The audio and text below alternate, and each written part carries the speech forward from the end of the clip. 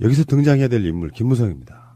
그렇죠. 네. 이게 지금요 결정적으로 김무성 의원 지역구 지역 당협위원장은 안 잘랐다는 거 아닙니까? 홍준표. 그러니까 이게 제가 이제 늘 말씀드리는 게 우리는 친박이다, 친이다, 뭐 막 그 큰 라인을 보잖아요.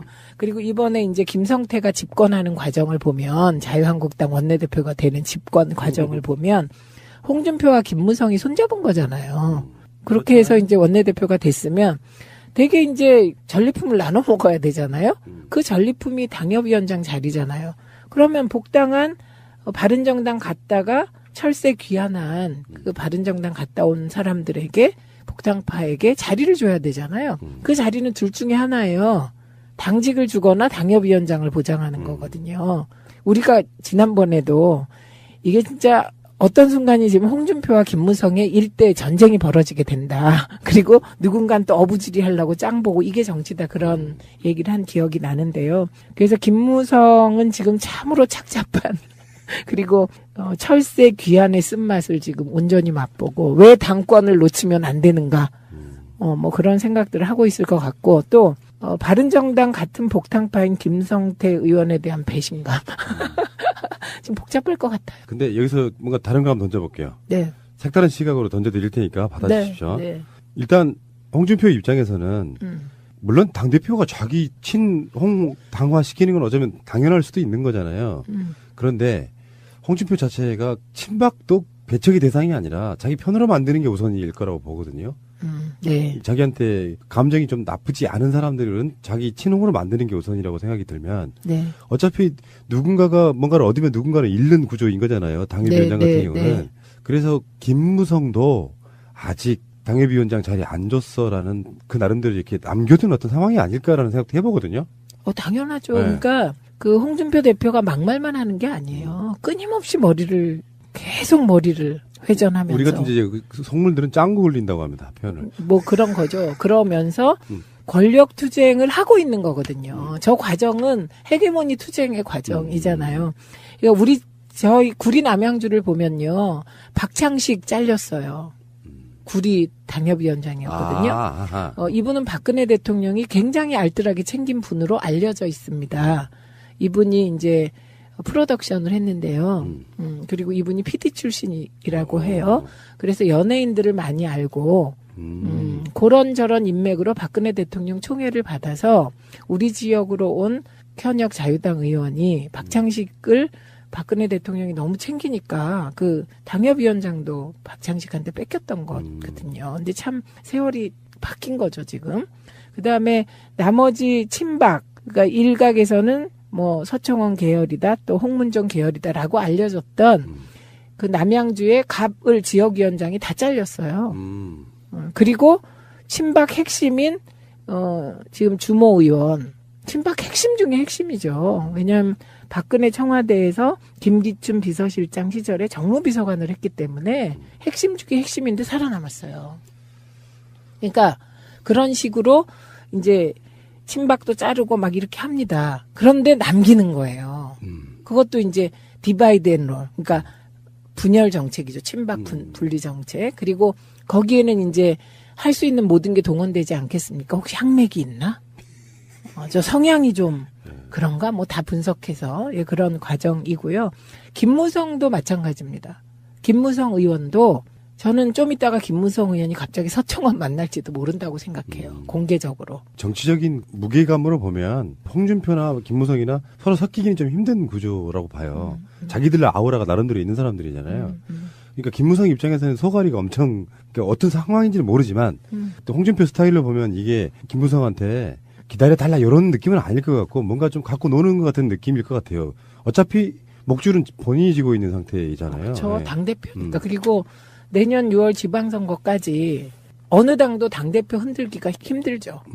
근데 안철수 대표는 스스로 흔들어서 스스로 뭐 어떻게 하겠다니까 아주 독특한 케이스예요. 그건. 선거 앞둔 이합 집산이 그게 이제 순기능 역기능이 있는데 이게 위험 요인도 많은 거거든요. 그러니까 스스로 당을 흔들어서 내 살 길을 찾겠다. 그러니까 이게 선당 후사가 아니라 선사 후당 같은 느낌 뭐 그런 게 좀 있거든요. 그래서 저는 이제 또 하나 예측해 보는 게, 지금 이제 경기 동북부의 맹주, 친박 맹주가 홍문정 의원으로 되게 알려져 있습니다. 그러면 지금 홍문정 의원과 홍준표 대표는 어떤 관계냐면 일시적 휴전 관계로 보여요. 그리고 네. 표도 정말 얼마 안 남았잖아요. 네. 네. 그래서 그런 관계고, 그러면 이제 김무성 의원 입장에서 보면 이제 친박에 대한 태도를 달리 하겠다고 생각하면 또 홍문정 의원과 김무성 의원이 만날 수도 있죠. 그러니까 앞으로 되게 복잡하고 혼란스러운 상황이 전개될 것 같습니다. 홍준표는 나름대로는 굉장히 머리를 써서 김무성에게 사실은 그런 느낌 아니에요? 나한테 충성해. 너는 한 단계 낮은 급이야. 나한테 무릎 꿇어. 이런 느낌도 좀 있는 것 같아요. 일부 복당파들은 당협위원장 주고 일부는 안 주고 하는 방법으로 네. 다 주면 생기는 반발도 무마하고 복당파라고 해서 다 받아주지 않아 하는 그런 인증도 좀 되고. 그렇죠. 머리 잘 쓴 것 같습니다. 그걸 보면 우리들이 일할 때, 우리가 옛날에 통합도 하고 뭐를 할 때 보면 우리는 그런 식으로를 하질 않아요.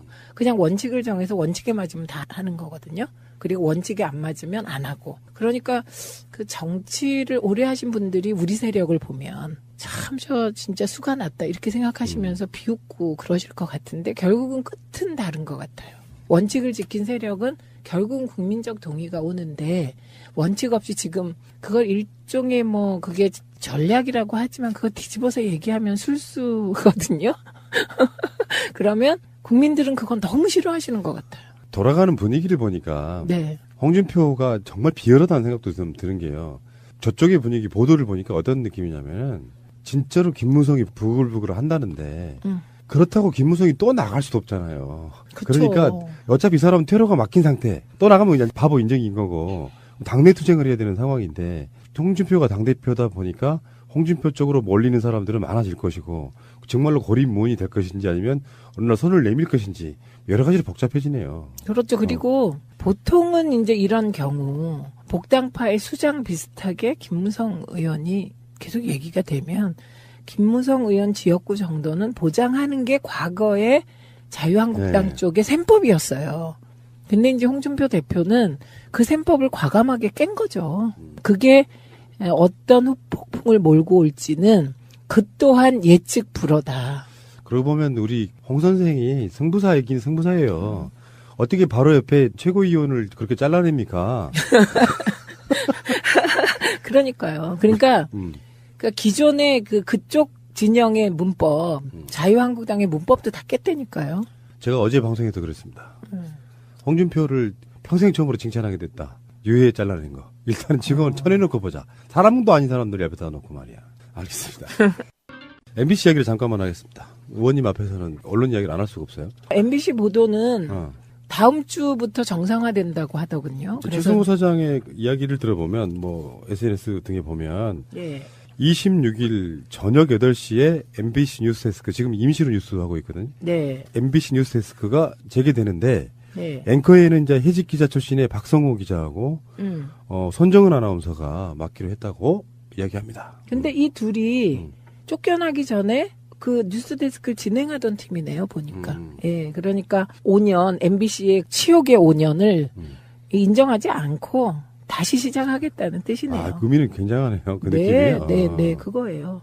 야, 어쨌건 사실 이런 논란들이 있잖아요. 너무나 잘 아시겠지만 최승호 사장을 어떤 스탠스로 볼 거냐. 최승호 사장은 그냥 PD고, 예, PD고 정파성이 별로 없는 인물이에요. 예, 그래서 이게 이제 제가 방송위원회 부위원장을 하면서 보면 이제 와서 고백하자면 저는 MBC가 좀 노무현 대통령에 대해서 우호적인 보도는 아니라도 조중동 같지 않은 보도를 해줬으면 좋겠다는 바람이 있지 않겠습니까? 근데 이제 제가 그걸 직접 뭐 사장한테 얘기하겠어요? 뭐 얘기하겠어요? 그런데 가끔 가다 보면 KBS도 MBC도 조중동 쫓아가면서 너무 속상하게 하는 거예요. 그때 분통 터지는 일들이 있었죠.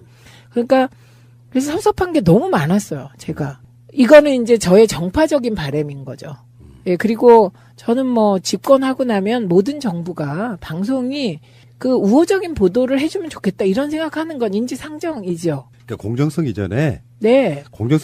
국가를 생각한다면 어느 정도 이렇게 중심 잡아주는 역할도 해야 되는 거죠. 네, 그런데 기계적 중립에 빠져서 뭐 예를 들면 참여정부 말기 진짜 좋은 프로젝트들 많았거든요. 러시아 가스관 이런 건 했어야 되는 거예요. 그것도 결국 언론이 흔들어서 못했거든요. 그런데 언론이 흔들 때 언론 흔들지 마라. 이건 필요한 일이다라고 공영방송이 해주는 게 저는 국익에 맞다고 봅니다. 맞습니다. 근데 그렇게 안 했기 때문에 섭섭함이 너무 많아요.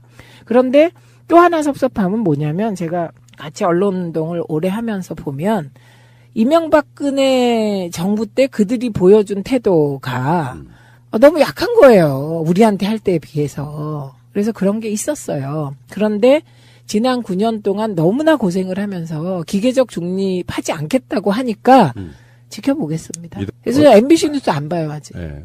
그리고 어떤 면에서 보면 언론의 공정 보도란 정답은 없어요. 정답은 없어요. 다 만족시키는 방송은 사실 불가능하죠. 그래서 있는 그대로만 보도해라. 이게 저는 제 생각이고요. 자, 알겠습니다. 구조인 거잖아요. 당협위원장 같은 경우는.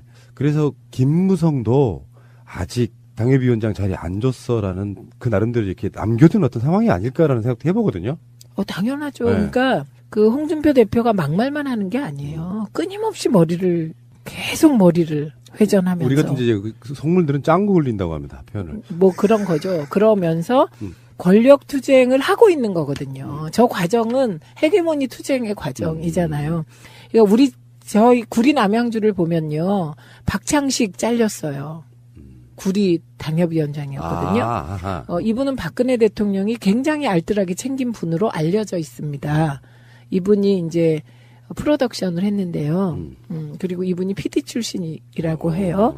그래서 연예인들을 많이 알고 그런저런 인맥으로 박근혜 대통령 총애를 받아서 우리 지역으로 온 현역 자유당 의원이 박창식을 박근혜 대통령이 너무 챙기니까 그 당협위원장도 박창식한테 뺏겼던 거거든요. 근데 참 세월이 바뀐 거죠, 지금. 그다음에 나머지 친박, 그러니까 일각에서는 뭐 서청원 계열이다, 또 홍문종 계열이다라고 알려졌던 그 남양주의 갑을 지역위원장이 다 잘렸어요. 그리고 친박 핵심인 지금 주모 의원, 친박 핵심 중에 핵심이죠. 왜냐하면 박근혜 청와대에서 김기춘 비서실장 시절에 정무비서관을 했기 때문에 핵심 중에 핵심인데 살아남았어요. 그러니까 그런 식으로 이제 친박도 자르고 막 이렇게 합니다. 그런데 남기는 거예요. 그것도 이제 디바이드 앤 롤. 그러니까 분열 정책이죠. 친박 분리 정책. 그리고 거기에는 이제 할 수 있는 모든 게 동원되지 않겠습니까? 혹시 여기서 등장해야 될 인물 김무성입니다. 그렇죠. 네. 이게 지금요 결정적으로 김무성 의원 지역구 지역 당협위원장은 안 잘랐다는 거 아닙니까? 홍준표. 그러니까 이게 제가 이제 늘 말씀드리는 게 우리는 친박이다, 친이다, 뭐 막 그 큰 라인을 보잖아요. 그리고 이번에 이제 김성태가 집권하는 과정을 보면 자유한국당 원내대표가 되는 집권 과정을 보면 홍준표와 김무성이 손잡은 거잖아요. 그렇게 해서 이제 원내대표가 됐으면 되게 이제 전리품을 나눠 먹어야 되잖아요. 그 전리품이 당협위원장 자리잖아요. 그러면 복당한 바른정당 갔다가 철새 귀환한 그 바른정당 갔다 온 사람들에게 복당파에게 자리를 줘야 되잖아요. 그 자리는 둘 중에 하나예요. 당직을 주거나 당협위원장을 보장하는 거거든요. 우리가 지난번에도 이게 진짜 어떤 순간이 지금 홍준표와 김무성의 일대 전쟁이 벌어지게 된다. 그리고 누군가는 또 어부지리 하려고 짱 보고 이게 정치다 그런 얘기를 한 기억이 나는데요. 그래서 김무성은 지금 참으로 착잡한 그리고 철새 귀환의 쓴맛을 지금 온전히 맛보고 왜 당권을 놓치면 안 되는가 뭐 그런 생각들을 하고 있을 것 같고 또 바른정당 같은 복당파인 김성태 의원에 대한 배신감 지금 복잡할 것 같아요. 근데 여기서 뭔가 다른 거 한번 던져볼게요. 네. 색다른 시각으로 던져드릴 테니까 받아주십시오. 네. 일단 홍준표 입장에서는 물론 당대표가 자기 친홍 당화시키는 건 어쩌면 당연할 수도 있는 거잖아요. 그런데 홍준표 자체가 친박도 배척의 대상이 아니라 자기 편으로 만드는 게 우선일 거라고 보거든요. 네. 자기한테 감정이 좀 나쁘지 않은 사람들은 자기 친홍으로 만드는 게 우선이라고 생각이 들면 네. 어차피 누군가가 뭔가를 얻으면 누군가는 잃는 그러니까요. 그러니까 기존의 그쪽 진영의 문법, 자유한국당의 문법도 다 깼다니까요. 제가 어제 방송에서 그랬습니다. 홍준표를 평생 처음으로 칭찬하게 됐다. 유해에 잘라낸 거. 일단은 지금은 쳐내놓고 보자. 사람도 아닌 사람들 옆에다 놓고 말이야. 알겠습니다. MBC 이야기를 잠깐만 하겠습니다. 의원님 앞에서는 언론 이야기를 안 할 수가 없어요. MBC 보도는 다음 주부터 정상화된다고 하더군요. 최승호 사장의 이야기를 들어보면 뭐 SNS 등에 보면 26일 저녁 8시에 MBC 뉴스데스크 지금 임시로 뉴스하고 있거든요. 네. MBC 뉴스데스크가 재개되는데 네. 앵커에는 이제 해직 기자 출신의 박성호 기자하고 손정은 아나운서가 맡기로 했다고 이야기합니다. 근데 이 둘이 쫓겨나기 전에 그 뉴스데스크를 진행하던 팀이네요, 보니까. 예, 그러니까 5년, MBC의 치욕의 5년을 인정하지 않고 다시 시작하겠다는 뜻이네요. 아, 그 의미는 굉장하네요. 그 네, 느낌이요. 네, 그거예요. 야, 어쨌건 사실 이런 논란들이 있잖아요. 너무나 잘 아시겠지만 최승호 사장을 어떤 스탠스로 볼 거냐. 최승호 사장은 그냥 PD고, 예, PD고 정파성이 별로 없는 인물이에요. 예, 그래서 이게 이제 제가 방송위원회 부위원장을 하면서 보면 이제 와서 고백하자면 저는 MBC가 좀 노무현 대통령에 대해서 우호적인 보도는 아니라도 조중동 같지 않은 보도를 해줬으면 좋겠다는 바람이 있지 않겠습니까? 근데 이제 제가 그걸 직접 뭐 사장한테 얘기하겠어요? 뭐 얘기하겠어요? 그런데 가끔 가다 보면 KBS도 MBC도 조중동 쫓아가면서 너무 속상하게 하는 거예요.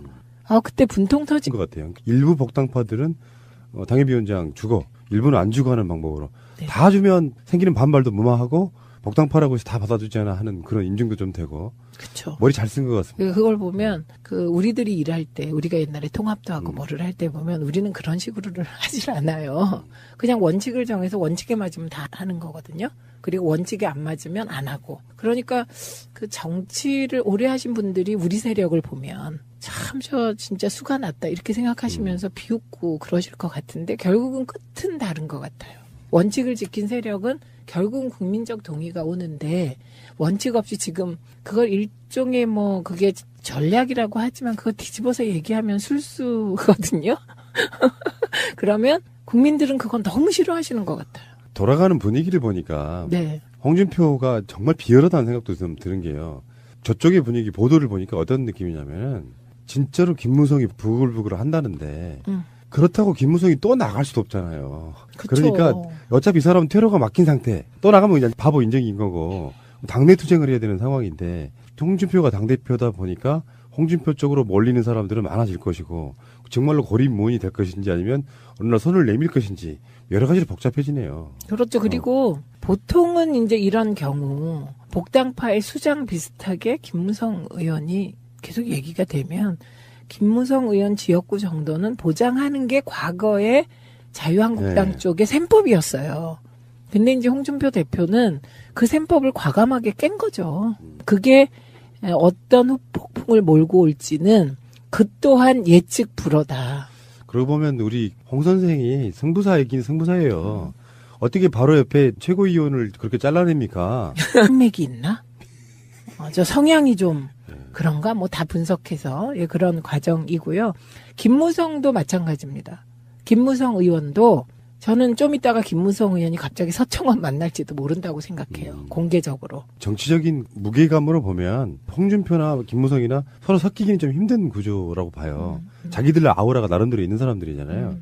그러니까 김무성 입장에서는 소가리가 엄청 그러니까 어떤 상황인지는 모르지만 또 홍준표 스타일로 보면 이게 김무성한테 기다려달라 이런 느낌은 아닐 것 같고 뭔가 좀 갖고 노는 것 같은 느낌일 것 같아요. 어차피 목줄은 본인이 지고 있는 상태이잖아요. 그렇죠. 네. 당대표니까. 그리고 내년 6월 지방선거까지 어느 당도 당대표 흔들기가 힘들죠. 근데 안철수 대표는 스스로 흔들어서 스스로 뭐 어떻게 하겠다니까 아주 독특한 케이스예요. 그건. 선거 앞둔 이합 집산이 그게 이제 순기능이 역기능이 있는데 이게 위험 요인도 많은 거거든요. 그러니까 스스로 당을 흔들어서 내 살 길을 찾겠다. 그러니까 이게 선당 후사가 아니라 선사 후당 같은 느낌 뭐 그런 게 좀 있거든요. 그래서 저는 이제 또 하나 예측해 보는 게 지금 이제 경기 동북부의 맹주 친박 맹주가 홍문정 의원으로 되게 알려져 있습니다. 그러면 지금 홍문종 의원과 홍준표 대표는 어떤 관계냐면 일시적 휴전 관계로 보여요. 그리고 네. 표도 정말 얼마 안 나왔잖아요. 네. 어. 예, 그래서 그런 관계고 그러면 이제 김무성 의원 입장에서 보면 이제 친박에 대한 태도를 달리 하겠다고 생각하면 또 홍문종 의원과 김무성 의원이 만날 수도 있죠. 그러니까 앞으로 되게 복잡하고 혼란스러운 상황이 전개될 것 같습니다. 홍준표는 나름대로는 굉장히 머리를 써서 김무성에게 사실은 그런 느낌 아니에요? 나한테 충성해. 너는 한 단계 낮은 급이야. 나한테 무릎 꿇어 이런 느낌도 좀 있는